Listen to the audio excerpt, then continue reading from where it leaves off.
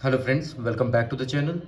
तो चलिए आज हम लोग ना जनवरी का जो भी क्वेश्चंस बचा हुआ था उसको हम लोग कंप्लीट कर लेते हैं। आज हमारा पूरा तो कंप्लीट नहीं होगा, मुझे लगता है कि एक या दो सेशन और लेना पड़ेगा तो हमारा जनवरी पूरा खत्म हो जाएगा। तो आज जो भी क्वेश्चंस मैं लाया हूँ चलिए हम डिस्कस करते हैं उसको क्या है।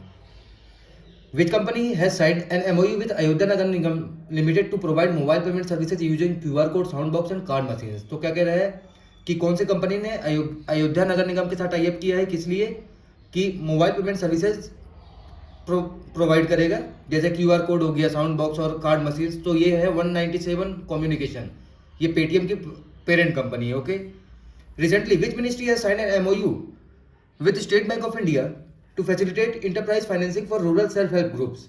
तो क्या है, reserve state bank of India के साथ किसने टाई अप किया है? मिनिस्ट्री ऑफ रूरल डेवलपमेंट ने। किस लिए?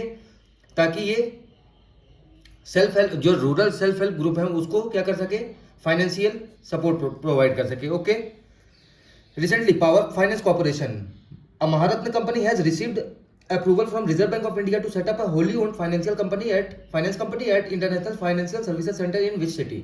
तो क्या कह रहा है, पावर फाइनेंस को अप्रूवल मिला है रिजर्व बैंक ऑफ इंडिया के थ्रू, किस लिए? फाइनेंस कंपनी खोलने के लिए गिफ्ट सिटी गुजरात में। Okay, recently which bank has signed issued $600 million senior unsecured fixed rate notes under regulation S as a part of $1 billion medium term note program. तो क्या कह रहा है कि स्टेट बैंक ऑफ इंडिया, ये London का branch है state bank of India का, इसने 600 मिलियन का समझ लो एक बॉन्ड जारी किया है। उसकी मेच्योरिटी पीरियड कितनी है? 5 साल है, और कूपन रेट मतलब इंटरेस्ट कितना देगा? 5% देगा। Okay, recently India post payment bank has partnered with which company to provide inclusive financial solution in Rajasthan.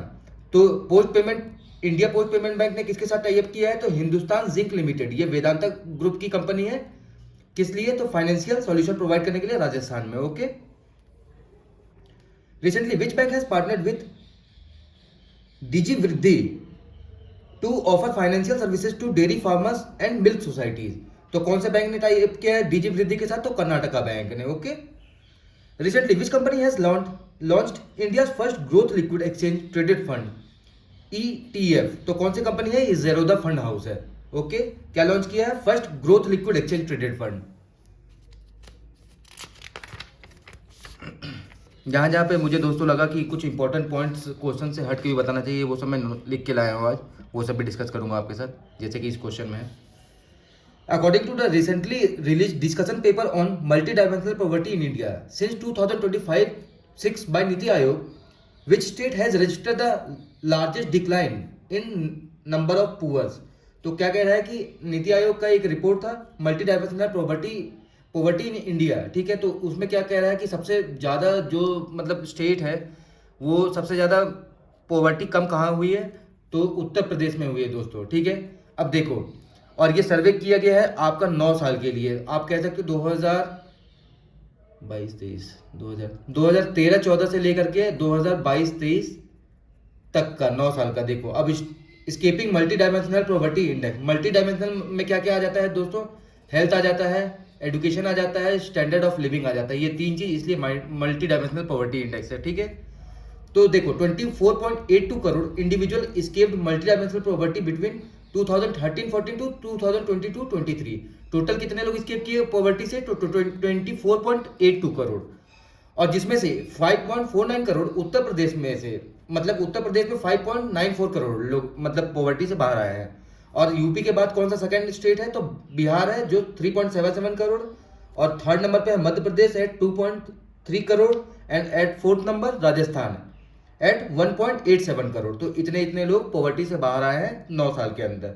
तो इस रिपोर्ट में यही है। Okay, recently who has been appointed as the executive director for India of Asian development bank. तो क्या कह रहा है? Executive director for India of Asian development bank विकासशील। ओके, इनको एग्जीक्यूटिव डायरेक्टर इंडिया का बनाया गया है एशियन डेवलपमेंट बैंक का। Okay, according to the recent research report by the economic research department of SBI, what was the Gini coefficient in financial 22-23। तो अभी जीनी coefficient में दोस्तों बताता हूं, तो जीनी कोफिशिएंट क्या था 2022-23 में? 0.402%, नहीं सॉरी 0.402। अब इसको मेजर कैसे करते हैं हम 0 to वन में मेजर करते हैं। 0 मतलब कि सबसे अच्छी रैंकिंग और 1 मतलब सबसे बुरी। आप ये कह लो कि 0 मतलब कि पूरी इक्वालिटी है, परफेक्ट इक्वालिटी, और 1 मतलब कि परफेक्ट इनइक्वालिटी। ठीक है, तो जिनी कोफिशिएंट क्या होता है दोस्तों? It measures inequality on a scale from 0 to 1 where higher values indicate higher inequality.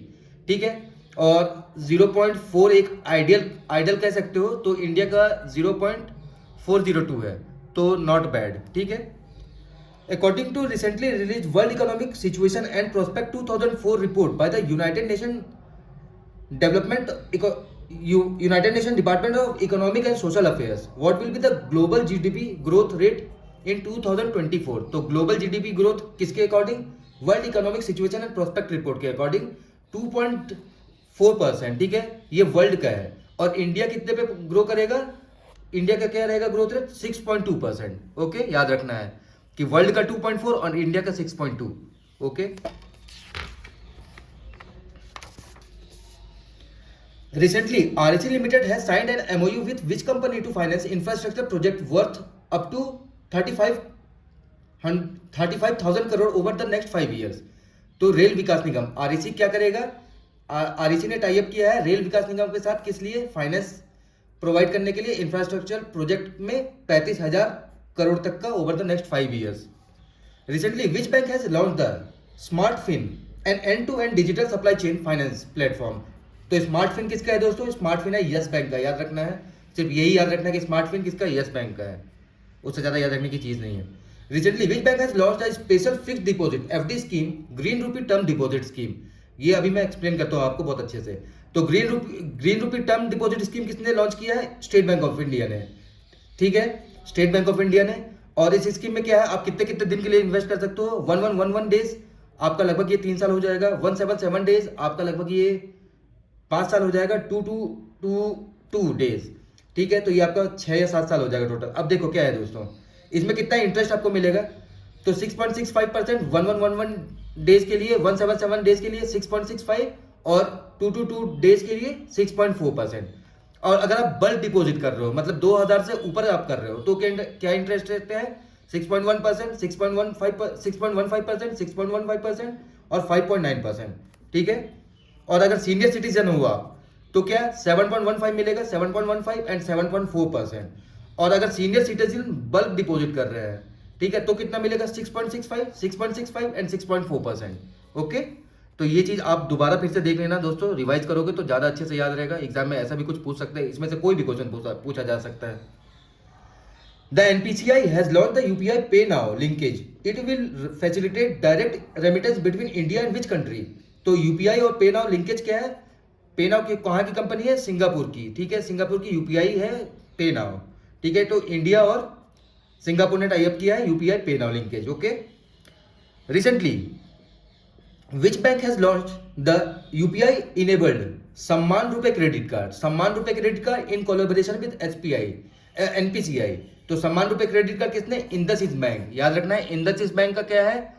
सम्मान रुपए credit card. Okay, recently the union minister of finance has approved the issuance of the 30th tranche of electoral bond, which is the only authorized bank to issue electoral bond। तो एक ही bank electoral bond issue करता है और वो कौन है? SBI है। ठीक है, और ये 38 ट्रांच था। तो पहला ट्रांच कब हुआ था? मार्च 2018 में दोस्तों, उसके बाद 30 बार हो चुका है ये।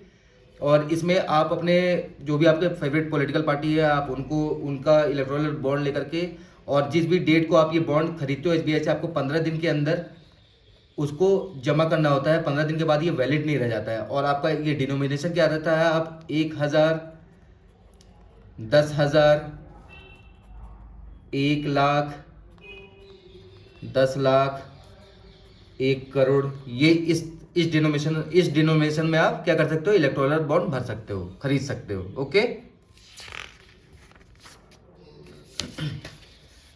recently the union cabinet has approved the signing of MOU between India and which organization for supporting Indian railway to achieve mission net zero carbon emission by 2020 under the South Asia Regional Energy Partnership।